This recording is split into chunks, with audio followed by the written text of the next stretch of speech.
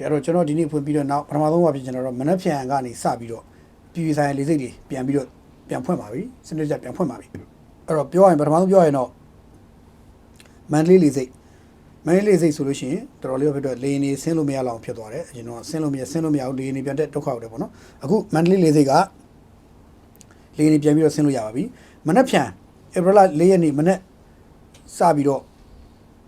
6နာရီလောက်ကစပြီးတော့လေရင်စဆင်းလို့ရပြီလို့ကျွန်တော်သိရပါတယ်အဲ့တော့မနက်ဖြန်ဆိုရင်မန္တလေးလေစိတ်ကိုလေနေစဆင်းလို့ရပါပြီအဲ့တော့နိုင်ငံတကာကူညီကယ်ဆယ်ရေးအဖွဲ့တွေလေနေလဲမန္တလေးကိုတိုက်ရိုက်ဆင်းနေတယ်ဆိုရင်တော့ဆင်းလို့ရမယ်သဘောရှိတယ်အခုလည်းဆင်းလို့ရနေပါတယ်သို့တော့ခုန international flight တွေနောက်တစ်ခါတကယ်ဟိုခီးသွားမယ်ဟာတွေပေါ့နော်အဲ့ဒါအကုန်လုံးဒါမနက်ဖြန်ဆိုဆင်းလို့ရပြီလို့ကျွန်တော်အကြံဉာဏ်သိရပါတယ်ဒါလေရင်ကိစ္စပါနောက်တချို့ခီးသွားတဲ့လူတွေလေရင်နဲ့သွားတဲ့လူတွေသိအောင်ပြတာပါနောက်တစ်ခုကနေပြည်တော်လေစိတ်ကိုလည်းဧပြီလ9ရက်နေ့ကြာလို့ရှိရင်ပြည်တွင်းလေကြောင်းတွေပုံမှန်ပြန်တန်းလို့ရပြီလို့ကြေညာပါတယ်မနက်ဖြန်တပတ်ခါနေပြည်တော်တပတ်ခါဧပြီလ9ရက်နေ့မနက်6နာရီအစပြီးပြန်လို့ရပြီလို့သိရပါတယ်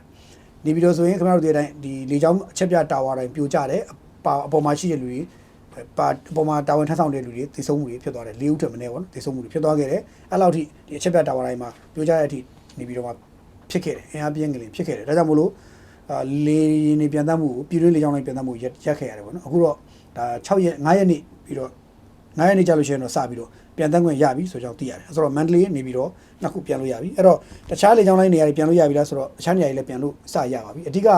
ငလျင်တန်ခံလိုက်ရတဲ့နေရာနှစ်ခုအကြီးစားနေရာနှစ်ခုဖြစ်တဲ့အဲ့ဒီနှစ်ခုလုံးစပြီးတော့ပြန်တန်းလို့ရပြီဆိုတော့သိရပါတယ်ဒါတော့ recovery မြန်ဆန်သူတို့အစိုးရအနေနဲ့လုပ်နိုင်ခဲ့တယ်လို့ပြောရမှာပေါ့နော်အဲ့တော့ဒါတစ်ချက်ပေါ့အဲတခြားနေရာတွေလည်းဒီလိုလေကြောင်းလေနေခုဆိုရင်စပြီးတော့နည်းနည်းလေးတည်ငြိမ်စပြုပြီးမလို့တခြားနေရာတွေလည်းပြည်တွင်းလေကြောင်းပြန်တန်းမှုတွေလည်းရပ်တန့်ထားတဲ့ပြည်တွင်းလေကြောင်းပြန်တန်းမှုတွေလည်းမနေ့ပြန်တစ်ပတ်ခါနေစပြီးစိုက်ပြန်တန်းမှုတွေပြန်လုပ်လို့ရပြီလို့ကျွန်တော်အချမ်းမြင်သိရပါတယ်ဒါကတော့လေကြောင်းလိုင်းကိစ္စနဲ့သတင်းနဲ့ပတ်သက်ပြီးလိုရှင်းလေးပြောတာပါနောက်တစ်ခုကကျွန်တော်တို့ဒီနေ့ဟိုသတင်းတွေကမကောင်းတဲ့သတင်းတွေပေါ့ဗျာမကြားခြင်းမမြင်ခြင်းနဲ့ခရမမြင်မကြားခြင်းတဲ့သတင်းမျိုးတွေပေါ့ဥပမာဒါမျိုးတွေပေါ့ဗျာကျွန်တော်နမူနာပြမယ်ဒါဆိုဒါအင်းလေးရဟိုတယ်တခုမီးလောင်တာအင်းလေးရဟိုတယ်တခုမီးလောင်တာပါဒါတွေကမြင်လို့ကြားလို့မကောင်းတဲ့သတင်းတွေပေါ့ဗျာနော်မီးလောင်တော့ဆိုးတယ်ဒီဟိုတယ်က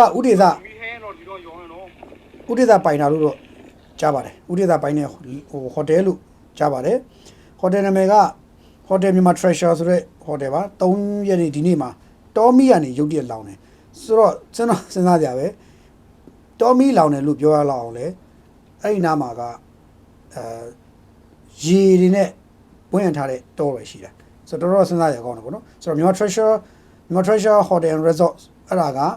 တောင်ရှမ်းပြည်နယ်တောင်ပိုင်းညောင်ရွှေမြို့နယ်အင်းလေးဒေသနော်မိုင်းတောက်ဆိုတဲ့ရွာမိုင်းတောက်ရွာအင်းလေးကန်အဲ့မှာရှိတာမိုင်းတောက်ရွာအဲ့မှာရှိတာအဲ့တော့ဒီနေ့နေ့လယ်9:00လောက်ကစပြီးတော့မီးလောင်တယ်လောင်ပြီးတော့အဲ့ဟိုတယ်တစ်ခုလုံးလည်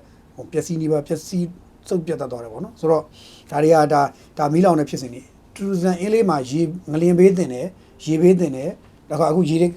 ေဘေးတင်ခဲ့ဘူးတယ်နောက်ပြီးလည်းပြီးတော့ရေတွေခန်းချောက်သွားတယ်အခုငလျင်ဖြတ်လှုပ်တယ်အခုတခါအင်းလေးမှာရှိတဲ့ဟိုတယ်လုံးမီးလောင်တယ်ပြီးခဲ့တဲ့သိမကြသေးခင်ကာလတွေအတွင်းကလည်းအင်းလေးမှာရှိတဲ့ဟိုတယ်တစ်လုံးတစ်ခုမီးလောင်ဘူးတယ်အင်းလေး princess တင်တယ်အဲ့ဟိုတယ်မီးလောင်ဘူးတယ်ဆိုတော့ဟိုအင်းလေးလိုနေရာမှာမီးလောင်နေဆိုတာရှားပါဖြစ်စဉ်တွေပေါ့နော်ဖြစ်စဉ်တွေပေါ့ဆိုတော့တခါကြရင်လည်းကျွန်တော်တို့ကဟိုရိုးသားတွေးလို့ရရင်လည်းနည်းနည်းဆန်းဆန်းပြလေးတွေးကြည့်နေတာလေးရှိတယ်ရိုးသားဆိုတာအထက်မှာဆန်းဆန်းပြပေါ့ဒီဟိုတယ်ကဒီလိုမီးလောင်တာကမြန်မာအာမခံလုပ်ငန်းကလည်းပြီးခဲ့တဲ့ရက်ပိုင်းမှာကြီးညာထားတယ်ဒီလိုမျိုးရေဘေးမီးဘေးငလျင်ဘေးသဘောဘေးနဲ့ဆုံးရှုံးထားတဲ့ဟိုဘာလို့ဆိုအာမခံလုပ်ငန်းတင်ထားတဲ့ကုမ္ပဏီတွေရောကြီးသူတို့ပေးပါမယ်ဆိုလို့ကြီးညာထားတော့ပြီးမယ်ဆိုပြီးပြီးခဲ့တဲ့ရက်ပိုင်းသန်းစာကြီးညာပြီးတော့နောက်2ရက်လောက်တစ်ရက်ပေါ့နော်တစ်ရက်ကြာတဲ့အချိန်မှာထမီးလောင်တယ်ဆိုတော့စဉ်းစားကြရတော့ဖြစ်တာပေါ့ဒါပေမဲ့စဉ်းစားလို့မရတာတွေပေါ့ဗျာဒါတွေကမီးကဘယ်လိုလုပ်လောင်တာလဲပေါ့ပတ်လည်းမှာရေတွေရှိတယ်နောက်တစ်ခုကတောလို့ပြောအောင်လဲတောကြီးမဟုတ်ဘူးဗျာသူကတောကြီးမြမဲထဲမှာဆောက်ထားလည်းမဟုတ်ဆိုတော့နည်းနည်းစဉ်းစားကြရကောင်းတယ်ဒါပေမဲ့တိုးတော်လဲဒါအင်းလေးမှာရှိတဲ့ဒီလိုနာမည်ကျော်ဟိုတယ်လုံးမီးလောင်နေဆိုတာကတော်တော်ထူးခြားတဲ့ဖြစ်စဉ်တစ်ခုဖြစ်နေထည့်ပြောတာပါနော်ဒါတော့လူတို့ရှင်းတဲ့ပေါ့နောက်တစ်ခုကကျွန်တော်တို့ဘာကိုပြောမလဲဆိုတော့ပြီးရင်တော့ကျွန်တော်ကျန်တဲ့ကိစ္စပြောပါမယ်ဒီနောက်တစ်ခုကဘာပြောမလဲဆိုတော့ကြောက်ဆယ်ပေါ့ကြောက်ဆယ်ကကိစ္စလဲလူတွေကြားမှာဒီနေ့ပေါ်တောင်းနေတော့ဖြစ်နေတယ်ကျွန်တော်ဒီနေ့ထည့်ပြောရမယ်ပေါ့နော်ကြောက်ဆယ်မြို့ရဲ့အပေါ်ဘက်ကရွှေသားလဲအောင်တောင်ပေါ်ကကြောက်တက်တာလို့ခေါ်တဲ့ကြောက်တုံးကြီးရွှေရောင်လေးပေါ့နော်ရွှေရောင်ဗီဒီယိုဖိုင်တွေမှာတက်နေလိမ့်မယ်ကျွန်တော်ရဲ့ Facebook မှာ share ထားသေးတယ်ဗီဒီယိုဖိုင်တက်နေတယ်ဟိုအဲကြောက်တုံးကြီးကကြောက်တက်တာလို့ခေါ်တယ်ကြောက်တက်တာစီဒီလို့ခေါ်တယ်ကြောက်တုံးကြီးပေါ့အဲ့မှာကြောက်တုံးကြီးက ပြိုကျလာတဲ့အန်ရရှိလို့အန်ရဇုံဖြစ်နေပြီဆိုပြီးတော့သတင်းတွေစထွက်လာတယ်ပြောရင်တော့အောက်ကိုပြိုကျနိုင်ခြေက90%နှုန်းပြိုကျနိုင်ခြေ90%နှုန်းရှိတယ်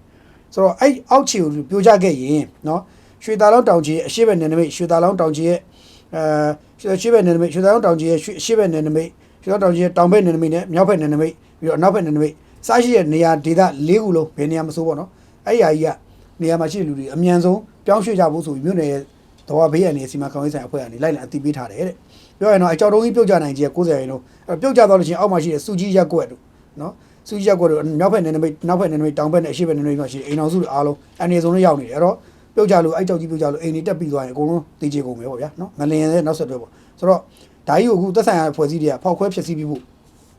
ကြိုးစားနေတယ်ဘလို့ဖောက်ခွဲလိုက်လို့ရှိရင်ရောဆင်ထွက်ပြီးတော့လူတွေကိုထိကုန်မလားဘလို့လုပ်မလဲဆိုတော့စဉ်းစားချက်တွေကအစတော်တော်လေးသက်ဆိုင်ရာဖွဲ့တွေစဉ်းစားနေတယ်ဆိုတော့ဒီကြောက်တုံးကြီးကိုမိုင်းခွဲဖြစ်စည်းပြီးမှပဲအနေရကင်းတဲ့ဇုံဖြစ်နေတတ်မှတ်ပြီးတော့မှသက်ဆိုင်ရာအိမ်တွေမပြန်နေဖို့ခွင့်ပြုမယ်အဲ့တော့ခဏပြောင်းရွှေ့ကြဖို့ဆိုပြီးတော့ဒါကြီးညာထားတယ်ဟိုကလည်းထွက်လာတယ်ဒီညွှန်ကြားချက်ကလေးလည်းအကြမ်းမြင့်ထွက်လာတယ်ငလေနောက်ဆက်တွဲပေါ့နော်ကြောက်ဆယ်မြို့နယ်မရှိရွှေတောင်တောင်မှာရှိတဲ့ကြောက်တက်တာအမည်ရှိတဲ့ဟိုကြောက်တုံးကြီးရပါတော့ပြောကြမယ်ဒီရှိနေတယ်ဆိုပြီးတော့သူပြောတယ်အဲ့တော့ဒီထုတ်ပြန်ချက်ပုံမှန်တလေးလေးထုတ်ပြန်ပြီးတော့အဲ့နာမှာဘယ်နာမှာအဲ့နာပတ်ပတ်လေးကိုဖြတ်သွားတော့ရမပြုတ်ဖို့အဲ့တော့ထုတ်ပြန်ထားတယ်ဆိုလိုတာတော့ဗျာလူတွေထိခိုက်မှာဆိုလို့အဲ့မှာရှိတယ်ဆိုတော့ငလင်းရဲ့နောက်ဆက်တွဲပေါ့ဆိုတော့ငလင်းမလုတ်ခဲ့တော့ဒါကြီးကတော့ပုံမှန်ရှိနေမှာငလင်းလုတ်တဲ့ခါကျတော့ပုံမှန်မဟုတ်ဘူးဆိုတော့ငလင်းလုတ်လိုက်တာကြောင့်ပုံမှန်မဟုတ်တဲ့ဟာတွေဖြစ်စဉ်တွေအများကြီးပဲခင်ဗျားတို့မြင်လိမ့်မယ် Facebook မှာအခုဆိုပေါ်လို့ရနေမယ် TikTok မှာပေါ်လို့ရနေမယ်တရားကြီးကဒီလိုတရားမဟုတ်ဒီလိုဖြစ် S ပုံစံဖြစ်သွားတယ်လမ်းတွေကဒီလိုဒဲဖောက်ထားတဲ့လမ်းကဒီလို frame လွဲကုန်တာတွေငလင်းကြောင့်ဖြစ်တာတွေပေါ့နော်ဆိုတော့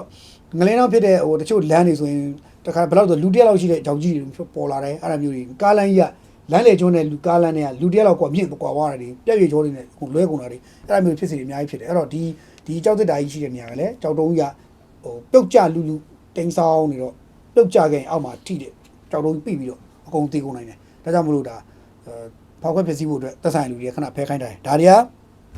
ကလက်ရှိနောက်ဆုံးဖြစ်နေတဲ့နောက်ဆက်တွဲကိစ္စတွေသတင်းတွေကြုံလို့ထည့်ပြောတာပါဆိုတော့ဒါကတစ်ချက်နောက်တစ်ခုကကျွန်တော်တို့ဗာပြောရမလဲဆိုတော့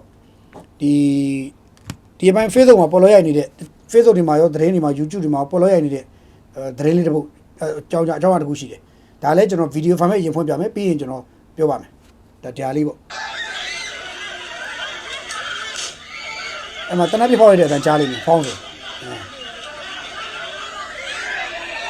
online မှာပေါ်လို့ရနေတာကတော့ဒီအကြောင်းအရာကို online မှာပေါ်လို့ရနေတာကတော့ဘယ်လိုလဲဆိုတော့ဒီအမရပူရဘက်ကိုတဲ့ online မှာသွားခဲ့တာနော် online မှာပေါ်လို့ရတာအရင်ပြောပြီးဖြစ်စဉ်ပြောမယ်အမရပူရဘက်ကိုသွားလှူတဲ့အဖွဲ့တွေစီကနေတဲ့လူလှူတဲ့ပစ္စည်းတွေကိုဓာတ်ရည်ထောက်တက်ရည်နဲ့လှူတယ်တက်ရည်ထောက်လှူလို့ဆိုပြီးတချို့ကပြောတယ်တချို့ကကြတော့အဲ့ဒါမဟုတ်ဘူးတချို့ကကြအဲ့ဒါမဟုတ်ဘူးတချို့ကကြတော့ပစ္စည်းဝေတာမလောက်လို့တဲ့လူတွေကလှူပြေးတဲ့လူတွေကိုလှူပြေးတဲ့အတွက်လှူတဲ့လူတွေတနက်နဲ့ဖောက်ပြီးတော့ဟိုချိန်ချောက်မှုတွေဖြစ်တယ်နော်ဒါပြောတယ်နောက်တော့ကြတော့အဲ့လိုမဟုတ်ဘူး PDF တွေမရိုင်းတာဒါ PDF တွေလောက်တာဆိုပြီးပြောတယ်ဆိုတော့မျိုးစုံပေါ့ဗျာဒီဗီဒီယိုဖိုင်ထဲမှာမြင်ရတဲ့ရိုးဖြစ်သွားတဲ့ဟာရဲ့တနက်ပြဖောက်တာရဲ့နှစ်ခုကိုပေါင်းပြီးတော့ဒီငလင်းအလှူလေးနဲ့ဆက်ဆက်ပြီးတော့ပြောကြတာပေါ့နော်ဆိုတော့ငလင်းအလှူနဲ့ဆက်ဆက်ပြီးတော့ပြောပြီးတော့တနက်ပြဖောက်တာ PDF လိုတနက်ပြဖောက်တာဘိုးလိုဒီလိုပေါ့ပြီးရင်လူကြတာလူရဲနဲ့တနက်ပြဖောက်ချင်းချောက်ရတာလိုစသဖြင့်ပေါ့ကိုပြောချင်ရတွေကိုကိုစွတ်ပြီးတော့ပြောနေကြတယ်အမရဘူရပါနော်ဆိုတော့ကျွန်တော်တို့သိရတာကတော့ဒီဖြစ်စဉ်ကဒီနေ့ဖြစ်စဉ်ဖြစ်သွားတာတော့မှန်တယ်ဒါပေမဲ့ဒီနေ့ဖြစ်စဉ်ဖြစ်သွားတာတော့မှန်တယ်ဒါပေမဲ့အဲ့ဒီဖြစ်စဉ်ကခုနပြောသလို PDF တွေလူတာတွေဘာရင်ညာတွေမဟုတ်ဘူးဗျ။ तू ကဒီလိုမီးရိရှင်ဆိုတဲ့ဆရာတော်ဟာတဲ့နော်သူ့ရဲ့တပည့်တစ်ပန်းနေရှိတယ်အဲ့ဆရာတော်ကိုစောက်ချောက်တဲ့ဟိုလက်နက်ကိုင်တဲ့လူချို့လည်းရှိတယ်ပြည်သူစစ်လိုမျိုးပေါ့ဗျာလက်နက်ကိုင်တဲ့အဖွဲ့လေးရှိတယ်မီးရိရှင်ဆိုတဲ့ဆရာတော်နဲ့သူ့အဖွဲ့တွေအဲ့အဖွဲ့တွေက तू တွားလှူတဲ့ဘက်ကတာလီစွာဆိုတဲ့ဘက်ကိုတွားလှူတယ်တဲ့လှူပြီးတော့အပြန်ပေါ့အပြန်မှာအဲ့ဒီရက်ကွက်မှာရှိတဲ့တာလီစွာရက်ကွက်မှာရှိတဲ့3ဘိန်းကား3ဘိန်းတွဲပေါ့နော်3ဘိန်းကားလို့ခေါ်မလား3ဘိန်းဆိုင်ကဲလို့ခေါ်မလားပေါ့နော်အဲ့ဒီဟာနဲ့တွားပြီးတော့ကားချင်းပုတ်တိုက်မိတယ်ဖြစ်ပုံရတယ်ညှိပုံရတယ်ဆိုတော့လမ်းမှာတွေကပုတ်တိုက်မှုညှိမှုပြောတော့အဲ့နားလေးရောက်တော့ထပြီးတော့စကားများကြတော့အဲ့ရက်ကွက်က3ဘိန်းသမားလည်းအဲ့ရက်ကွက်ကလူဆိုတော့အဲ့ရက်ကွက်ကလူတွေနဲ့အဲ့ဘုန်းကြီးနဲ့ပါတဲ့လူတွေကြားမှာဟိုထစကားများကြရင်လည်းထိုးမချင်းမရိုက်နေတူတယ်ဖြစ်တော့ဘုန်းကြီးနောက်မှာပါလာတဲ့ဘုန်းကြီးကိုစောက်ရှောက်ဖို့ဆိုပြီးပါလာတဲ့လက်နက်ကိုင်ထားတဲ့ဒီပြည်သူစစ်လူဖွဲ့ကတနက်ကိုမိုးပေါ်ထောင်ဖောက်ပြီးတော့လူစုခွဲလိုက်တဲ့သဘောလို့ကျွန်တော်သိရတယ်ဘာမှလှူတာမဟုတ်ဘူးလို့ဘာမှအဲ့လိုကြီးမဟုတ်ဘူးပြီးတော့လည်းလူစုကွဲသွားပြီးပြီးသွားတယ်ဒါပဲတဲ့ကျွန်တော်တို့သိရတာအဲ့လိုသိရတယ်ဆိုတော့တကယ်ဖြစ်စဉ်မြေမှာကျွန်တော်လည်းငုတ်ထိုင်ကြည့်နေမှာမဟုတ်တော့ကျွန်တော်လည်းဒီဒေတာကကျွန်တော်တို့ရဲ့သတင်းရင်းမြစ်တွေပြောတာကိုပဲကျွန်တော်ကြားတယ်ကျွန်တော်သတင်းမြစ်တွေကျွန်တော်တို့ဖုန်းဆက်ပြီးဆက်သွယ်ပြီးပြောပြလာတာကိုကျွန်တော်ကြားတာပေါ့နော်အဲ့တော့ဟ မြေပြင်ဖြစ်စဉ်ကတော့အဲ့လိုပဲကြားတယ်တကယ်ဖြစ်တာကကျွန်တော်ပြောတာတဲ့ပိုဆိုးသလားမဆိုးသလားတော့ခင်ဗျားတို့တကယ်ဖြစ်စဉ်နဲ့ဖြစ်တဲ့လူတွေကနောက်ပိုင်းပြန်ပြောပါလိမ့်မယ်ဆိုတော့ကျွန်တော်ကတော့အဲ့လိုကြားပါတယ်ဆိုတော့ပြန်ပြောရရင်အလူလွားလူတဲ့ဖွဲ့စည်းနေဝိုင်းလူတာလည်းမဟုတ်ဘူးအဲ့လိုပဲ PDF တွေကဖောက်တာလည်းမဟုတ်ဘူးအဲ့လိုပဲတခါဘာလို့လဲဆိုတော့ဒီဟာကတစ်ဖက်တစ်ဖက်ဟိုငလင်ဘေးနဲ့ပတ်သက်ပြီးရောထွေးချုပ်ထွေးနေတဲ့ဇလန်မျိုးစိုးရတဲ့ဇလန်မျိုးမဟုတ်ဘူးသူကသူကားနှစ်စီးကားနဲ့သုံးမိနဲ့ညှိကြရင်အဲ့ရောက်ကောနာရောက်မှာထားပြီးစကားများကြရင်လည်းရန်ဖြစ်ကြရင်ထိုးစားချိတ်ကြရင်ဖြစ်ကြတာပေါ့နော်ဘုန်းကြီးကတော့ဝီးရင်ဆရာတော်ရဲ့ဘုန်းကြီးကတက်ရှေ့ရထွက်ပြီးနေပေါ့နောက်ကားလေးနဲ့သူ့ရဲ့တပည့်တမန်ကားလေးပေါ့အဲ့ဒါနဲ့သူကညှိကြတဲ့ဇလန်လို့ထင်တယ်ယူဆတယ်ပေါ့အဲ့ညှိကြပြီးတော့ပြောကြဆိုကြရင်လည်းထိုးစားချိတ်ကြရင်လည်းဘုန်းကြီးဘက်ကပြည်သူစစ်လို့ယူဆရတဲ့ဒီတနတ်ပါတဲ့အဖွဲ့ပေါ့နော်အဲ့ဒါလည်းတချို့ဆိုနေခေါင်းလေးပဲကွဲသွားတယ်ခေါင်းကွဲသွားတယ်လို့နေပါရှိတယ်ပြစ်တ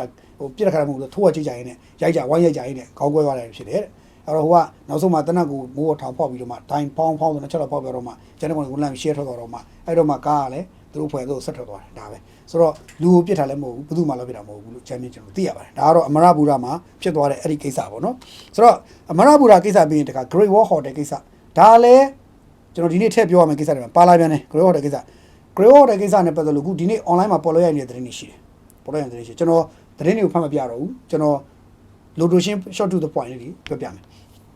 Great Wall Hotel ရှေ့မှာ hotel ကဟုတ်ပဲချမ်းပါပြီးရင်လမ်းလေကျွန်း hotel ပြီးရင်ကားလမ်းပြီးရင်လမ်းလေကျွန်းပြီးဒီဘက်မှာကားလမ်းပြီးဒီဘက်ဘေးနော်အဲ့ဘေးမှာအမျိုးသမီးတွေဒူးထောက်ပြီးတော့အမျိုးသမီး၄ယောက်လောက်ဒူးထောက်ပြီးတော့ထိုင်ပြီးတော့ဗျာလက်အုပ်လေးချီပြီးတော့Great Wall ထဲမှာသူတို့လူတွေကြံခဲ့လို့ကယ်ပေးကြပါကူပေးကြပါဆိုပြီးអော်တယ်អော်ပြီးတော့ဘယ်လိုဆက်ပြောလဲဆိုတော့ကူပေးကြပါကယ်ပေးကြပြောတယ်ဟိုတယ်ပိုင်ရှင်တွေဟိုတယ်နဲ့ပတ်သက်သူတွေတာဝန်ရှိသူတွေကသူတို့လူတွေကိုကယ်ပေးဖို့ပြောတဲ့အခါမှာဒါသူတို့နဲ့မဆိုင်တော့ဘူးအစိုးရကကန့်သတ်ထားတာမလို့အစိုးရကယ်ခွင့်မပေးလို့ကယ်လို့မရဘူးအစိုးရကဒီစဲအစိုးရကမလုပ်လို့ကယ်လို့မရဘူးဆိုတော့ပြောတယ်အဲဒါကြောင့်မလို့ကျမတို့မှာကယ်မဲ့လူမရှိပါဘူးဒုက္ခပါဘူးကူကြပါအောင်ကယ်ကြပါအောင်တောင်းပန်ပါတယ်ရှင်ငိုယိုပြီးတော့အဲ့လိုပြောနေတယ်ဗီဒီယိုဖိုင်ဒါအဲ့ပြီးတော့မြင်ရလိမ့်မယ်ဒါထူးခြားတာအဲ့ဒီမျိုးသူတွေဘာလို့ master ထားတာလဲအဲ့ဒီမျိုးသူတွေဘာလို့ master ထားတာကျွန်တော်စဉ်းစားလို့မရဘူးတန်တရားဖြစ်เสียလို့ပြောတာပါနော်ကျွန်တော်ဒီနေရာမှာဟိုတယ်ထဲမှာပိတ်မိလို့ဒီလူတွေရဲ့တောကောက်ကိုကျွန်တော်နားလဲတယ်တကယ်သူတို့မိသားစုပိတ်မိနေတယ်ဆိုရင်သူတို့ရဲ့တောကောက်ကိုကျွန်တော်နားလဲတယ်ဒါပေမဲ့သူတို့ကတယောက်ကပဲတယောက်ဒီဘက်ဒေါင်ဆုံးကတယောက်ကပဲမတက်တယ်ကျန်တဲ့လူတွေ၄ယောက်တော့ master ထားတယ် master တက်ထားပြီးတော့ပြောနေတယ်ဆိုတော့ master ပြီးပြောရတော့ဒီလူလို့လားပေါ့နော်ကျွန်တော်မိကုန်းကအကယ်၍အဲ့ရလူတွေအပုံနဲ့နေကြောင်ပါလို့ပြောရင်ဟောအခြားအဲ့မှာကားတွေဖြတ်သွားနေတယ်အဲ့ကားတွေလူတွေဖြတ်သွားနေ master ထားတာမရှိဘူးအဲ့ view file မှာရှားလူတွေဖြတ်သွားတယ် master မထားဘူးအပုံနဲ့ကြောင်လို့ပြောရင်လေအဲ့ရှားလူတွေ master မထားဘူးပြီးရင် hotel ပြီးရင်ကားလမ်းပြီးရင်လမ်းလေကျိုးပြီးရင်ကားလမ်းပြီးတော့မှသူတို့ဆိုတော့အဲ့ဒီအနံ့ကဒီထိရောက်လာဖို့ဆိုတာလေရောက်ရင်တော့မှပဲ master ထားလို့တတိမဟုတ်ဘူးတိုးတော့ဘာလို့ master ထားလဲဆိုရဲစဉ်းစားချက်ကတတ်ရှိတယ်ဆိုတော့နိုင်ငံရေးများရောထွေးနေသလားပေါ့နော်အဲ့မှာပြောတဲ့စကားလုံးတွေအရာပြောတာနိုင်ငံရေးများရောချနေသလားပေါ့နိုင်ငံရေးနဲ့ရောချနေသလားငလျင်နဲ့နိုင်ငံရေးနဲ့ရောချနေပြီလားဆိုတော့မိကုန်းပါဒီမိကုန်းပါသူတို့ရဲ့ကာယကရှင်တွေဟိုဘက်ထဲမှာပိတ်ပြီးတော့ဟိုကယ်လို့မရလဲဖြစ်ကောင်းလဲဖြစ်နိုင်သလိုလိုရတဲ့ပို့ပြီးတော့နိုင်ငံရေးနဲ့ရောချင်တာလဲမဖြစ်နိုင်ဘူးလို့မပြောနိုင်ဘူးတန်တရားတွေသာကြီးထွားတယ်တန်တရားဘာလို့ဆိုတော့သူတို့က mask တွေတတ်ထားပြီးတော့မှန်ကန်မှုရိုက်တဲ့လူကလည်းတေးချောက်လိုက်ရိုက်နေတေးချောက်လိုက်ရိုက်နေတာတေးချောက်ကိုတဲရိုက်ပြီးတော့ကိုတေးချောက်ပြောနေတာဘေးကကားတွေလည်းဖြတ်မောင်းသွားနေတယ်ဆိုတော့ဒါထူးခြားတဲ့ကိစ္စပဲပေါ့နော်ထူးခြားတဲ့ကိစ္စအဲ့တော့ကျွန်တော်အဲ့ဒါနဲ့သိချင်တော့ကျွန်တော်တို့စုံစမ်းပြီပေါ့ကျွန်တော်တို့သိချင်ပြီစုံစမ်းပြီသူတို့ပြောရတဲ့မှာပါတာဟုတ်အစိုးရဒီဟိုတယ်ကိုကယ်ခွင့်မပေးလို့အဲ့ထက်မှာဟိုတယ်ပိုင်ရှင်ဟိုတယ်နဲ့ပတ်သက်သူတွေကမကယ်ဘူးအစိုးရကယ်ခွင့်မပေးလို့ဒီလူတွေကကယ်လို့မရဘူးမကယ်လို့မရတဲ့အတွက်အဲ့လူတွေထဲမှာပိတ်ပြီးတေကုန်มาတော့မယ်ဆိုတော့ရွေချက်ကအစိုးရဒီ Great Wall Hotel ထဲမှာရှိတဲ့လူတွေကိုကယ်ခွင့်မပေးဘူးလို့အတိတ်ပဲတက်ရောက်သွားတယ်အဲ့တော့အဲ့အချက်ကိုယူပြီးတော့ပြည်ပြင်းမီဒီယာတွေကပြည်ပြင်းအကြမ်းဖက်မီဒီယာတွေအဲ့အချက်ကိုယူပြီးတော့ NASA ကအစိုးရကနော် Great Wall Hotel ထဲမှာပိတ်မိနေတဲ့တေးပြီးလားတော့မသိတဲ့အဲ့ဒီလူတွေကိုကယ်ခွင့်မပေးလို့ကယ်လို့မရလို့မိသားစုတွေငိုယိုပြီးတော့တောင်းပန်မရနေရပြီဆိုပြီးတော့ဒီသတင်းကိုဟွာတော့ဖြန့်ချရတယ်ဖြန့်ချရတော့လူတွေကြားထဲမှာပြန့်နှံ့သွားတာကအဲ့ဒီအကြောင်းပဲပြန့်နှံ့သွားတယ်ဆိုတော့ဒါတွေကစိတ်ဝင်စားဖို့ကောင်းတယ်အဲ့တော့ကျွန်တော်တို့စုံစမ်းလိုက်တဲ့အကြောင်းကပြောပြပါမယ်ကျွန်တော်စုံလိုက်တဲ့ခါကျတော့ဒီ Great Wall Hotel ရဲ့ကူညီကယ်ဆယ်ရေးလုပ်ငန်းစဉ်တွေကထင်ထားသလောက်မရိုးရှင်းပါဘူးတဲ့ဖြစ်နိုင်ရင်ကိုကျွန်တော်မင်းအဲ့ကိုရောက်အောင်လာပြီးတော့တေချာလာကြည့်ပါအဲ့ကြိုက်ကိုကျွန်တော်မင်းတချို့ဟာတွေရှင်းရှင်းလင်းလင်းမြင်သွားလိမ့်မယ်တချို့ကိစ္စတွေရှင်းရှင်းလင်းလင်းမြင်သွားလိမ့်မယ်တဲ့မရိုးရှင်းပါဘူးတဲ့ပြောရရင်ပြောအဲ့ Great Wall Hotel ထဲမှာတချို့ရှေ့ပိုင်းမှာကယ်ပြီးထွက်လာတဲ့လူတွေတဲ့အထက်မှာကွယ်လုံးဆုံးမနေတဲ့လူတွေရှိတယ်ရှင်းတဲ့လူတွေကောင်းရှိနေသေးတယ်ဒါပေမဲ့အဲ့ကွယ်ပြီးကယ်တဲ့အထက်မှာတချို့ထွက်လာတဲ့လူတွေတချို့တွေပြောပြချက်တွေအရဆိုရင်ပြန်ကြားလို့တော့မကောင်းတော့စိုးရိမ်စရာကောင်းတဲ့ဟိုတော်တော်ကိုရင်နာစရာကောင်းတဲ့ဇာတ်လမ်းတွေရှိပါတယ်တဲ့ အဲ့ဇာလန်နေရနောက်တစ်ချိန်မှာခင်ဗျားတို့အကြောင်းအရာတစ်ခုခုနဲ့ရုပ်ရှင်စကားကတော့ပြန်ကြည့်ရင်ကြည့်ရပါလိမ့်မယ်တဲ့သူအဲ့လိုတော့ပြောတယ်ဆိုတော့ဘယ်လောက်တောင်ဖြစ်လဲဆိုတော့အထက်မှာဖြစ်သွားတဲ့ဇာလန်တချို့မကြားခြင်းတော့ဟိုလူတွေကြားရင်ရင်နာစရာကောင်းတဲ့ဇာလန်တွေအများကြီးရှိပါတယ်တဲ့ထင်တော့မျိုးရှင်းဘူးတဲ့အစိုးရအနေနဲ့ကကယ်ဖို့ပိတ်ပင်ထားတာတော့မရှိပါဘူးတဲ့ဒါပေမဲ့မထင်မှတ်ဘဲနဲ့တချို့ကိစ္စတွေဖြစ်နေတဲ့ဇာလန်တွေအထက်မှာမြုပ်နေတဲ့ဇာလန်တွေရှိနေသေးတယ်တဲ့အစိုးရကတော့ပိတ်ထားတာမရှိဘူးနောက်ဆုံးကျွန်တော်သိရတာဒီနေ့ညနေဆောင်လောက်အထိနောက်ဆုံးသိရတဲ့ information ကခုနလွန်ခဲ့တဲ့တနားရီလောက်ထိသိရတဲ့ information ကကျွန်တော်လူတမိတ်ဆွေတယောက်ကတွားကြည့်တယ်တဲ့အခုကယ်ဆယ်ရေးလုပ်နေပါတယ်ကိုပြောပြီးမင်းတဲ့အခုကယ်ဆယ်ရေးလုပ်နေပါတယ်တဲ့ကယ်ဆယ်ရေးလုပ်နေပါတယ်တဲ့သူတို့ပြောချင်တာပြောနေကြပြီတစ်ဖက်မှာကယ်ဆယ်ရေးလုပ်နေပါတယ်တဲ့ခဏရက်ထားလည်းဖြစ်နိုင်သလိုဒါဆိုသူဒီညနေပိုင်းမှာတခြားကယ်ဆယ်ရေးလုပ်နေတယ်ဆိုကြတဲ့ကသူတို့អော်တဲ့အချိန်ရယ်သူတို့ကပြတဲ့အချိန်ကယ်ဆယ်ရေးခဏနားတဲ့အချိန်လေးဖြစ်နိုင်သလိုကယ်ဆယ်ရေးအတွက်လိုအပ်တဲ့တချို့ကိစ္စတွေ supply chain တွေစောင့်နေလည်းဖြစ်နိုင်တယ်ဘာကြောင့်မှတော့မသိဘူးတိုးတော့ဒီဗီဒီယိုဖိုင်ကတော့ပြန့်သွားတာကတော့ Grill Hotel မှာကယ်ဆယ်ဖို့အစိုးရမကယ်ခိုင်းလို့မကယ်ရဘူးဆိုတဲ့ပုံစံကတော့ပြန့်သွားတာတကယ်တမ်းကျတော့အဲ့မကယ်တဲ့ဟာလေးကမိနစ်ပိုင်းလည်းဖြစ်နိုင်တယ်နိုင်ခွက်လောက်လည်းဖြစ်နိုင်တယ်ခဏလိုအပ်ချက်ရတခြား supply chain တွေဟိုကယ်ဆယ်ရေးအဖွဲ့တွေရဲ့လိုအပ်ချက်တွေပါအများကြီးကြောင့်ခဏစောင့်တာလည်းဖြစ်နိုင်တယ်ဘာကြောင့်မှမသိပေမဲ့ဝါရဖြတ်တဲ့ဗီဒီယိုကတော့ပြန့်သွားပြီဆိုတော့ဒီငလျင်ဘေးလိုမျိုးဘေးမှာတော့နိုင်ငံရေးအမျက်ထုတ်ခြင်းနဲ့လူဒန်းစားနိုင်ငံရေးအရာထိုးနှက်ခြင်းနဲ့လူဒန်းစားတရက်ကတီးခြားရှိနေသလားလို့ကျွန်တော်တို့မှစဉ်းစားကြရတော့ဖြစ်တယ်ဆိုတော့ဒါအများကြီးစဉ်းစားဖြစ်နေတယ်ဒီငလျင်နဲ့ပတ်သက်ပြီးဖြစ်နေတာနော်ဆိုတော့ဒီငလျင်ဘေးကတစ်ချက်ကနိုင်ငံရေးအမျက်ထုတ်စရာလိုအပ်တဲ့ကိစ္စမဟုတ်ဘူးလို့နိုင်ငံရေးအပုတ်ချစရာကိစ္စလည်းမဖြစ်သင့်ဘူးငလျင်ဘေးကငလျင်ဘေးပဲငလျင်ကယ်ဆယ်ရငလျင်ကယ်ဆယ်ရေးပဲနော်ငလျင်ကယ်ဆယ်ရေးပဲကယ်ဆယ်ဘာမှဟိုမဟုတ်ဘူးကြနော်အဲ့တော့ကယ်ဆယ်ရေးကဒီညနေလုံနေပြီကျွန်တော်ပြောတာအုံးမွေးမန္တလေးတွေကောင်းကောင်းသိတယ်ကယ်ဆယ်ရေးလုံနေပြီလားအဲ့ဒီခုနဗီဒီယိုရဲ့အဖွဲ့တွေနဲ့ကြည့်တဲ့အချိန်မှာတော့ဟိုဘက်ချက်မှာကယ်နေတာမတွေ့ရလို့မဲ့လူတွေရက်နေတာရှိတယ်ဒါကရည်ရွယ်ချက်တော့တစ်ခုခုရှိနေတယ်လို့ခင်ဗျားတို့ပြောချင်တာအဲကြောင့်တချို့ online မှာတက်လာသမျှအရာအလုံးဟာထင်ထားသလိုမျိုးလည်းမဟုတ်ဘူး movie making လည်းမဖြစ်နိုင်ဘူးလို့ပြောနိုင်နော် movie making လည်းမဖြစ်နိုင်ဘူးလို့ပြောနိုင်အဲ့တော့ဟိုဘာလဲဆိုတော့ဟိုဘာခေါ်လဲဆို make it video တွေလည်းမဖြစ်ဘူးလို့မပြောနိုင်ဘူးဘာလောက်တာလဲဆိုတဲ့ဟာလည်းကျွန်တော်တို့မသိနိုင်ဘူးခင်ဗျားတို့ကအဲ့ဒီရှေ့မှာမြင်နေရတာမဟုတ်ဘူးအဲ့ဒီရှေ့မှာငုံတို့ထိုင်ကြည့်နေတာမဟုတ်ဘူးခင်ဗျားတို့ကိုဗီဒီယိုတွေဖြန့်ပြီးဝါရဖြန့်လိုက်တဲ့ပြည်ပြကျမ်းမီဒီယာတွေရဲ့ဝါရဖြန့်တဲ့ဗီဒီယိုတွေကခင်ဗျားတို့ကိုယ်တိုင်ငုံတို့ထိုင်ကြည့်နေတဲ့အရာတွေမဟုတ်တဲ့အတွက်ခင်ဗျားတို့အဲ့ဒါတွေကိုယာနှုံးပြည့်ယုံမယ်ဆိုရင်တော့ခင်ဗျားတို့တိုင်းနဲ့ခင်ဗျားတို့ခံခင်ဗျားတို့ရဲ့ညံနဲ့ပဲခင်ဗျားတို့ခံကျွန်တော်ဒီလိုပြောပါမယ်ခင်ဗျားတို့ညံရင်ညံသွေးနဲ့ပဲခင်ဗျားတို့ခံကျွန်တော်ကတော့ဒေချာစုံစမ်းကြည့်တဲ့အခါမှာထင်ထားသလိုမဟုတ်ဘူးပြီးတော့မန္တလေးမှာရှိတဲ့တချို့သော Sky Villa လိုဟာမျိုးတွေတချို့သောအကြီးစားနာမည်ကြီးနေတဲ့အရာတွေအားလုံးရဲ့ကယ်ဆယ်ရေးလုပ်ငန်းတွေအကုန်လုံးကပြီးတော့တချို့သောကိစ္စတွေကမရိုးရှင်းနေဘူးနောက်ဆက်တွဲရှင်းရမယ်ဇာတ်လမ်းတွေအများကြီးကြံသေးတယ်နော်ကျွန်တော်ဒါကြောင့်တချို့ကိစ္စတွေကအလွန်ကျွန်းစွတ်ပြီးတော့ဒါကြောင့်ကျွန်တော်ခုနဟိုနာမည်ကြီးလူကယ်နေတဲ့နေရာတွေကိစ္စတွေကျွန်တော်အများကြီးမပြောသေးပဲစောင့်နေဆိုတာတချို့ရတယ်ကယ်ဆယ်ရေးအဖွဲ့တွေကအနောက်ရှက်ဖြစ်မှာဆိုတော့ကျွန်တော်မပြောဘူးတချို့ရတယ်ခု Sky Villa မျိုးဆိုကျွန်တော်ဘာမှမပြောဒါလေးကြည့်နေကျွန်တော်နှုတ်ကနေ Sky Villa ကြောင့်တခုမှမထွက်ဘဲနဲ့ဟိုနာမည်ကြီးဟိုပါပေါ့နာမည်ကြီးကွန်ဒိုတစ်ခုဒီလောက်ပဲကျွန်တော်ပြောတာဘာလို့လဲဆိုတော့တချို့ဟာတွေကမရိုးရှင်းတဲ့ဇာတ်လမ်းတွေရှိနေသေးတယ်ပြီးတော့မန္တလေးမှာရှိတဲ့တထေးတော်တော်များများပြိုကျသွားတဲ့အိမ်တွေနဲ့ကွန်ဒိုမီနီယမ်ကြီးတွေဟိုရဲ့တထေးတော်များကြောက်လုပ်ငန်းတွေလုပ်ကြတယ်ကြောက်လုပ်ငန်းတွေလုပ်ကြတယ်ရွှေလုပ်ငန်းတွေလုပ်ကြရွှေဆိုင်တွေဖွင့်ကြတယ်အဲ့ဒီဟာတွေကရိုးရှင်းမနေဘူးသူတို့ဒီလိုဖြစ်သွားပြီမဲ့အထက်မှာကြံခဲ့တဲ့ဟာပစ္စည်းတွေမှာကြောက်တွေကြံခဲ့မယ်ရွှေတွေကြံခဲ့မယ်အဲ့တော့ကယ်ဆယ်ရေးအဖွဲ့တွေနဲ့တခြားမလိုလားတဲ့မတမာတဲ့သူတွေနဲ့ဘာတွေမှမသိတဲ့သူတွေကထင်ထားသလိုမျိုးပေါက်တက်ကဲရှောက်လို့မလုပ်ဘူးလို့ပြောနေအဲ့တော့အစိုးရအဲ့ဒါတွေမထိန်ချောင်းမထိန်ကိုရင်ဝင်နေတဲ့ကောင်ဝင်ထွက်ချင်တဲ့ကောင်တော့ခွင့်ပြုရင်တချို့မလိုလားတဲ့ဇာတ်လမ်းတွေဖြစ်သွားနိုင်တယ်အဲ့ဒါတွေအစအကုန်လုံးလိုက်စဉ်းစားရပါတယ်အဲ့ကြောင့်အစိုးရခေါင်းကြီးပါတယ်ဒီကိစ္စမှာတော်တော်ခေါင်းကြီးပါတယ်မန္တလေးမှာကြောက်တဲ့တွေအများကြီးတယ်ကိစ္စခေါင်းကြီးတယ်ခေါင်းတော်တော်ကြီးပါတယ်အစိုးရတာဝန်ယူရတာခေါင်းကြီးပါတယ်ကျွန်တော်ထင်ထားသလိုမဟုတ်ဘူးအဲ့တော့ Great Wall Hotel ကိစ္စတွေလည်း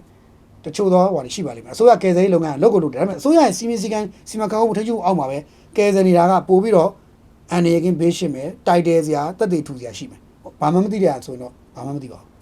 းလူကယ်ကျတဲ့လူကယ်တော့မကယ်ကျတဲ့လူမကယ်ထားခဲ့ဆိုဘယ်နဲ့လုံးဒါကြောင့်ကျွန်တော်တို့ဒီကယ်ဆယ်ရေးလုပ်ငန်းတွေမှာတချို့ဟာတွေကစနစ်တကျဖြစ်ဖို့ဆိုတာကျွန်တော်အမြဲတမ်းပြောပါတယ်ကယ်ဆယ်ရေးရောကုညီရေးရောနော်ထောက်ပံ့ရေးရောဗာရေးညာရေးရောအကုန်လုံးကစနစ်တကျဖြစ်ဖို့လိုအပ်တယ်လို့ကျွန်တော်ပြောတာသို့တော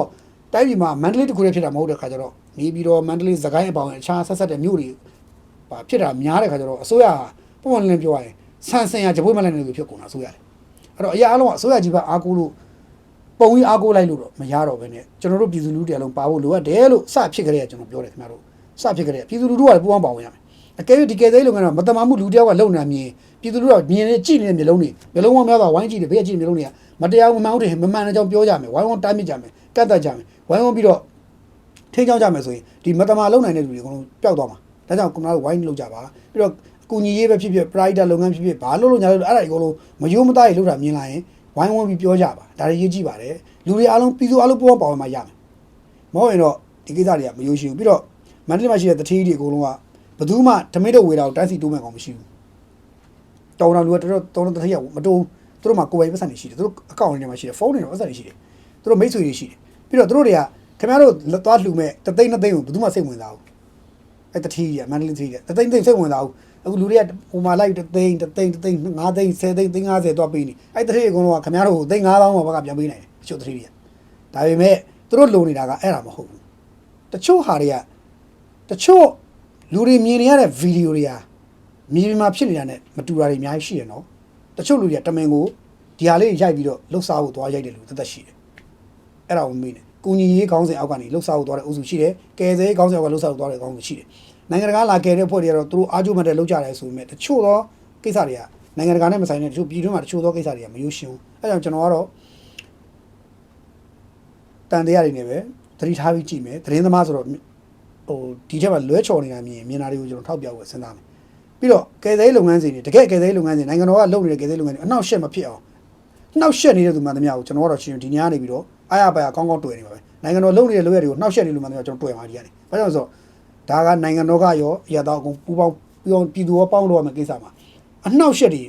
မပေးဘူးလို့ပေးမဲ့လူကအစင်းသိရှိနေအဲကြောင့်အဲ့နှောက်ယှက်ကိုတော့ကျွန်တော်ကတော့အကုန်တွေ့မှာဒါကျွန်တော်ရိုးလေးပြောတာအဲ့တော့အားလုံးဟာဒီချိန်မှာရိုးသားကောင်းအောင်လုပ်ကြဖို့လိုတယ်ဒါကကုသိုလ်လည်းရပါတယ်အများပြည်သူအကျိုးတည်ဖို့အတွက်ကိုဂုံသတင်းလည်းရပါတယ်ကုသိုလ်ရောဂုံသတင်းရောတပြိုင်တည်းရနိုင်တဲ့ကိစ္စယူမှကိုကျိုးစီးပွားအတက်တော့ရှောက်လို့ကြမယ်ဆိုပြီးဖြစ်ပြဿနာရှိတယ်ပြီးတော့နိုင်ငံရေးຫນွယ်ပြီးတော့နိုင်ငံရေးအပုတ်ချဖို့ကြိုးစားကြတယ်ဆိုရင်ပြဿနာရှိတယ်နော်ဒါတစ်ချက်ပါနောက်တစ်ခုကဒါတော့ခုနဒီ Great Wall ဟိုတယ်ကိစ္စခုညနေကယ်ဆယ်ရေးလုပ်နေပြီဒီညနေကယ်ဆယ်ရေးလုပ်နေတယ်အဲ့တော့ကယ်ဆယ်ရေးကဂျားထဲမှာဟာသွားတာမိနစ်ပိုင်းနိုင်ဝက်လောက်ပဲရှိလိမ့်မယ်အဲ့ဒီမိနစ်ပိုင်းနိုင်ဝက်လောက်ကိုတမင်ကိုရည်ရွယ်ချက်ရှိရိုက်ပြီးတော့ဖြန့်လေသလားလို့စဉ်းစားစရာရှိလာတယ်နော်ဟိုအထဲမှာ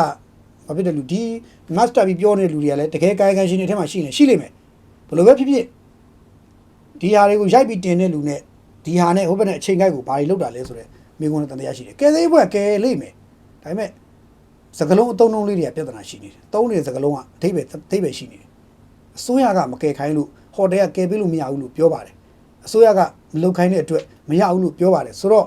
ဒါကရွေးချက်ရှိတယ်စကလုံးအရအထိပ္ပယ်ရှိနေတယ်ရိုးသားတယ်ဆိုရင်တော့ဗောဗျာဒီစကလုံးကနည်းနည်းတာသွားတယ်ပြီးတော့အပြင်မှာပြန့်သွားတဲ့တဲ့ကအကြီးအကျယ်ပဲအဲ့တော့အခုဒီလုံးဝမကယ်ဘူးလားဆိုတော့ကယ်သေးရဒီဒီလုံနေတာပဲပုံမှန်ဆိုတော့ခင်ဗျားတို့စဉ်းစားကြည့်လို့ရတယ်နော်ရွေးချက်တွေကိုအဲ့တော့ကျွန်တော်ဟိုနေ့တရုတ်ချက်ချင်းဒီကိစ္စဆိုလဲကျွန်တော်ပြောတယ်ပြောရင်းနဲ့ကျွန်တော်ဒေါသကြီးပါလာတယ်ဒီလိုပဲချားရတဲ့ကိစ္စအများကြီးပါလာတယ်လူတွေကဘာဖြစ်နေလဲဆိုတော့လူတွေကဒီချိန်မှာလူတွေကဘာလဲဆိုတော့အများပြည်သူအတွက်ကိုပြည်သူအတွက်ဆိုပြီးတော့ရက်တည်နေကြတာမဟုတ်ဘဲနဲ့ငါနဲ့ငါအဖွဲ့ငါကိုချိုးအပ်တာဆိုတဲ့ရက်တည်တဲ့စိတ်နဲ့တချို့ကရက်တည်နေကြတယ်ကျွန်တော်လွယ်လေးပဲကျွန်တော်ရွေးရှင်းတာပြောမယ်နော်လွယ်လေးပြောမယ်ဒီနေ့နိုင်ငံရေးအခင်းကျင်းမှာအခုဖြစ်နေတဲ့ငလျင်မျိုးမှာဗိုလ်ချုပ်မှုကြီးမရောက်နိုင်လက်ထက်မဟုတ်ပဲဒေါအောင်ဆန်းစုကြည်ဆိုတာလက်ထက်ဆိုရင်နော်ခင်ဗျားတို့ယူရင်းနားတော့ကြည့်နော်စဉ်းစားကြည့်ယူရင်းစဉ်းစားကြည့်ဒီအခင်းကျင်းမှာဗိုလ်ချုပ်မှုကြီးမရောက်နိုင်လက်ထက်မဟုတ်ပဲဒေါအောင်ဆန်းစုကြည်ဆိုတာလက်ထက်မှာဆိုရင်လူတွေဘလို့ထွက်လာမယ်ထင်လဲနေကြရတော့မိတ်ဆွေတယောက်ကပြောပါသေးတယ်ဖုန်းပြောပြတယ်ပြောတော့ဒေါအောင်ဆန်းစုကြည်ဆိုတာလက်ထက်ဆိုရင်လည်းအားလုံးထွက်လာလိမ့်မယ်တဲ့အရှုံးမပေးနဲ့မိငယ်ရေးဆိုပြီး TV ထွက်လာလိမ့်မယ်တဲ့အကုန်လုံးကအောင်နေချင်းနဲ့တခါတည်းဝိုင်းပြီးတော့ဝါပြကြလိမ့်မယ်ဝိုင်းပြီးတော့ပြောကြလိမ့်မယ်တဲ့အခုဗိုလ်ချုပ်မှုကြီးမရောက်နိုင်လက်ထက်လည်းရောက်တော့တချို့လူတွေကအတန်တိတ်နေသွားတယ်အတန်တိတ်နေတယ်တချို့အတန်ထွက်မဲ့လူတွေအတန်တိတ်နေတယ်တချို့ကူရမဲ့လူတွေကမကူဘဲနဲ့အသာလေးနေကြတယ်အဲ့တော့တဲ့ခမရရိုးလေးပဲစဉ်းစားကြည့်လိုက်တဲ့ညီမချင်းချကြည့်လိုက်တဲ့သူတို့ရဲ့ဥတီချက်ကဒေါအောင်ဆန်းစုကြည်ပဲတဲ့ပြည်သူလူထုမဟုတ်ဘူးတဲ့သူတို့ရဲ့ဥတီချက်ကဒေါအောင်ဆန်းစုကြည်ပဲတဲ့ပြည်သူလူထုမဟုတ်ဘူးတဲ့ဦးမင်းအောင်လည်းမဟုတ်ဘူးပြည်သူလူထုမဟုတ်ဘူးတဲ့ဒေါအောင်ဆန်းစုကြည်ပဲသူဒေါအောင်ဆန်းစုကြည်ဆိုရင်တော့လုံမယ်ဦးမင်းအောင်လည်းဆိုမလုပ်ဘူးဆိုရင်ဒုက္ခရောက်နေတာပြည်သူဒုက္ခရောက်နေတဲ့ပြည်သူကိုကယ်မဲ့အစားဒေါအောင်ဆန်းစုကြည်ဦးမင်းအောင်လည်းဆိုပြီးတော့ပြန်ခွဲနေသေးတယ်အဲ့ကလေးကသူတို့ရဲ့ပြဿနာဟာသူတို့ရဲ့ပြဿနာနဲ့သူတို့ရဲ့ကုညီခြင်းနဲ့စိတ်နေစိတ်ထားဟာရှင်းရှင်းပြောရင်ပြည်သူကိုမဟုတ်ဘူးသူတို့လိုချင်တဲ့လူနဲ့သူတို့မလိုချင်တဲ့လူဆိုတဲ့ခေါင်းစဉ်တွေပဲတချို့လူတွေကလုံနေကြတယ်အဲ့ဒါဆိုရင်ခမည်းတော်ခေါင်းစဉ်တက်နေတဲ့ပြည်သူလူထုအတွက်ဆိုတဲ့စကားလုံးကမှန်သလားဆိုတာကိုယ့်အကိုပြန်ဆန်းစစ်ကြည့်ကြဖို့တည့်ပြီပြန်ဆန်းစစ်ကြည့်တင်လူတိုင်းဆန်းစစ်ရမှာငါတို့ကပြည်သူလူထုအကျိုးစီးပွားလားငါတို့ချစ်တဲ့သူရဲ့အကျိုးစီးပွားလားဆိုတော့မေကွန်းနှစ်ခေါင်းကိုရိုးလေးဖြေပါကျွန်တော်ကတော့ရှင်းတယ်နော်ဒေါအောင်ဆန်းစုကြည်ဆိုရလက်ထက်လဲကျွန်တော်တို့ပြည်သူလူအကျိုးစီးပွားပဲဦးမင်းအောင်လှိုင်လက်ထက်လဲကျွန်တော်တို့ပြည်သူလူအကျိုးစီးပွားပဲဒီငလင်ဟာဦးမင်းအောင်လှိုင်လက်ထက်မှာဖြစ်လဲကျွန်တော်ပြည်သူလူထုအတွက်ကျွန်တော်ပြောမယ်ဒေါအောင်ဆန်းစုကြည်လက်ထက်မှာဖြစ်လဲကျွန်တော်ပြည်သူလူထုအတွက်ကျွန်တော်ပြောမယ် ရှင်းရှင်းလေးပဲကျွန်တော်တို့မှာအယောင်မရှိဘူးအယောင်မခွဲအယောင်လုံးဝအယောင်ဆိုတဲ့အယောင်ဆိုတဲ့ကြက်မပြည့်မှုပိမ့်ပိမ့်မှုနောက်ကိုကျွန်တော်မလိုက်ဘူးအယောင်နောက်ကိုလိုက်ရင်ကြက်ပိမ့်ကြက်မရှိကြက်မပြည့်တဲ့ပိမ့်ပိမ့်နေတဲ့လူတွေမျိုးအယောင်နောက်ကိုလိုက်တာလူပုဂ္ဂိုလ်လောက်ကိုလိုက်တာကကိုယ့်အကိုကြက်မပြည့်လို့လိုက်တာကိုယ်တိုင်းကိုခံအားမကောင်းလို့အုံတော့ကြန့်ခိုင်မှုအားနည်းလို့နှလုံးသားမလှလို့ပုဂ္ဂိုလ်ရင်းတော့လိုက်တာကျွန်တော်ပုဂ္ဂိုလ်မမင်းဘူးရှင်းရှင်းလေးဗုဒ္ဓလည်းဟောထားတယ်ပုဂ္ဂိုလ်ကပုဂ္ဂိုလ်မင်းအောင်မဟုတ်ဘူးတရားကိုပဲမင်းအောင်တရားပဲမင်းအောင်ပုဂ္ဂိုလ်မင်းအောင်တရားပဲမင်းအောင်အဲ့တော့ဦးမင်းအောင်လိုင်းဒီခင်ဗျားတို့ကြိုက်ကြမကြိုက်ကြလောလောဆယ်ဖြစ်တာခံရတာပြည်သူဖြစ်တဲ့အတွက်တကယ်သာပြည်သူလူထုမျက်နှာမူထားပါတယ်ဆိုရင်တချို့အတန်တိတ်နေတဲ့အဖွဲ့အစည်းတွေမနေ့ကကြက်ချင်ဒီလူပါအဖွဲ့အစည်းပေါ့အပါဝင်ပေါ့အတန်တိတ်နေတဲ့အဖွဲ့အစည်းတွေအတန်ထွက်ကြဖို့လိုတယ်အတန်ထွက်ဖို့လိုတယ်ဟန်ပြဖို့လိုတယ်တကယ်ထွက်လာဖို့လိုတယ်ကူညီကြဖို့လိုတယ်အခုကဘာဖြစ်နေလဲဆိုတော့ခင်ဗျားတို့ကဒေါ်ဆန်းစုကြည်ဆိုတဲ့တက်တာဆိုရင်အရှုံးမပေးနဲ့မိငယ်ရေးဆိုပြီးထွက်လာတဲ့လူတွေကအခုဗိုလ်ချုပ်ကြီးမင်းအောင်လှိုင်ရဲ့ထက်ရောက်ကောမကူညီဘူးကွာအတိအကျဆောင်နေတယ်ဆိုတော့ခင်ဗျားတို့ရဲ့ဥတီချက်ကဗိုလ်ချုပ်ကြီးမင်းအောင်လှိုင်ဒေါ်ဆန်းစုကြည်ဆိုတာလောက်ပဲစဉ်းစားနေတာပြည်သူဆိုတာမဟုတ်ဘူးခင်ဗျားတို့ခေါင်းထဲမှာပြည်သူမရှိဘူးဆိုတဲ့အဓိပ္ပာယ်တက်ရောက်တယ်ပြည်သူလို့ခင်ဗျားတို့ခေါင်းထဲမှာပြည်သူလို့ဒါရှိနေခဲ့ရင်တကယ်ထိခိုက်နေတာနေတာပြည်သူပါလို့ပြည်သူလူထုလို့ရှိနေခဲ့ရင်ဗိုလ်ချုပ်ကြီးမင်းအောင်လှိုင်ဒေါ်ဆန်းစုကြည်ခေါင်းထဲထည့်မနေတော့ခင်ဗျားတို့ပြည်သူလို့သာရှိနေပြည်သူအတွက်ဆိုဘာမှမထွက်လာမှာပဲအခုကပြည်သူတွေထွက်မလာကြအခုဆိုရင်ပြည်သူတွေထွက်လာကြတယ်ကျွန်တော်ကျေးဇူးတင်တဲ့လူတွေရှိတယ်လုပ်ငန်းရှင်အကြီးကြီးတွေတထေးကြီးတွေကျွန်တော်တို့15ဘီလီယံလူမဲ့10ဘီလီယံလူမဲ့5ဘီလီယံလူမဲ့10ဘီလီယံလူမဲ့2ဘီလီယံလူမဲ့ဟာအကုန်လုံးထွက်လာကြတောက်ပြီးတော့ထွက်လာကျေးဇူးတင်တယ်ကျွန်တော်ဒီနေ့မှာထည့်ပြီးကျေးဇူးတင်ဦးမယ်ခင်ဗျားတို့ကျွန်တော်ပြောလိမ့်မယ်ကြိုက်တယ်လို့ပြောကျွန်တော်တခွန်းနဲ့ပြောမယ်ကားလောကဆိုရင်ကားလောကမှာထွက်လာတဲ့တယောက်ထွက်လာတယ်ဆောက်လို့ဆောက်လို့ထွက်လာတယ်ကဏ္ဍလိုက်ဆက်တားလိုက်တော့ဘဏ်လုပ်ငန်းလောကမှာထွက်လာတဲ့လူတွေရှိတယ်မထွက်တဲ့လူတွေရှိတယ်အတမ်းထွက်တဲ့လူတွေရှိတယ်ဘဏ်လုပ်ငန်းလောကမှာဘဏ်လုပ်ငန်းလောကမှာ AR ဘဏ်ထွက်လာတယ် CB ထွက်လာတယ် KBZ ထွက်လာတယ်ကျန်တဲ့ဘဏ်တွေလည်းရှိလိမ့်မယ်ဒါပေမဲ့ကျွန်တော်ပြူးပြဲတွေ့ရ3ခုဘဏ်လုပ်ငန်းလောကဟုတ်ပြီကုန်ထုတ်လုပ်ငန်းလောကမှာလည်းထွက်လာတဲ့ဖွဲ့စည်းတွေရှိတယ်ကုန်ထုတ်လုပ်ငန်းလောကနော်စံတဘာလောကလည်းထွက်လာတယ် C လောကလည်းထွက်လာတယ်နော်အခုကားလောကလည်းထွက်လာပြီကားလောကဆို MG ကသိန်းမော်တောင်းမတည်မယ်တဲ့ကဲစဉ်းစားကြည့်ဘယ်ကားကုမ္ပဏီမှမတည်ဘူး BYD ဒီလောက်နာမည်ကြီးတယ် BYD အုပ်စုမတက်လာဘူးသိန်းမော်တောင်းပြောနေသိန်းမော်တောင်းတက်လာလားကျွန်တော်မတွေ့ရသေးဘူးဟိုသိန်းမော်တောင်းမတည်မယ်တဲ့ကားလောကဆိုလေโอเคအဲ့လိုပဲအခြားစက်တာတွေရှိတယ်တူရဇန်လောကကဟိုတယ်လောကကနော်စသဖြင့်ပေါ့ဗျာကြောက်လောကကဘာလောကညာလောကအဲ့လိုလောကလူတွေခေါင်းစဉ်ထွက်မလာဆောက်လို့လောကလူတွေလည်းအခုထွက်လာပြီချိုးတယ်ဆိုတော့ဒါတွေကဘာလဲဆိုတော့ကိုပြန်ပြီးတော့ပေတံနဲ့တိုင်းမှုလို့လေငါတို့ကပြည်သူလူထုအတွက်လားလူပုဂ္ဂိုလ်တဦးလျောက်အတွက်လားလူပုဂ္ဂိုလ်တယောက်ချစ်လို့လူပုဂ္ဂိုလ်တယောက်မုန်းလို့ဆိုတော့ခေါင်းစဉ်နဲ့ရက်တည်နေတာလားချစ်ချင်းမုန်းချင်းနဲ့ဆုံးဖြတ်ပြီးတော့ပြည်သူလူထုဘာဖြစ်ဆိုပြီးတော့ပြစ်ထားကြမှာလားအဲ့ဒါကိုခင်ဗျားတို့ကိုလက်ပြတန်တန်နဲ့ပြန်မေးကြဖို့လိုပြီဒါပုံဝင်နဲ့တိုက်တွန်းတာ